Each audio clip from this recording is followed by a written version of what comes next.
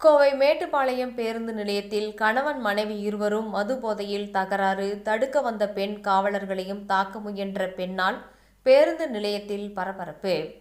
கோவை மாவட்டம் மேட்டுப்பாளையம் பேருந்து நிலையத்திற்கு தினந்தோறும் நூற்றுக்கணக்கான பயணிகள் இங்கு நாளுக்கு நாள் மது குடித்துவிட்டு ரகளை செய்யும் நபர்களின் அட்டகாசம் அதிகரித்து வருகின்றது.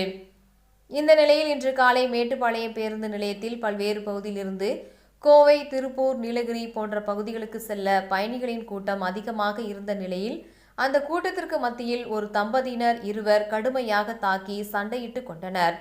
தம்பதியினர் இருவரும் மது போதையில் இருந்த நிலையில் பயணிகள் அமரும் இருக்கையில் அமர்ந்து கொண்டு இருவரும் ஒருவரை ஒருவர் தகாத வார்த்தையில் திட்டிக் கொண்டு வகையில் ஒரு கம்பை வைத்து அடித்துக்கொண்டு அடிதடி ரகளையில் ஈடுபட்டனர்.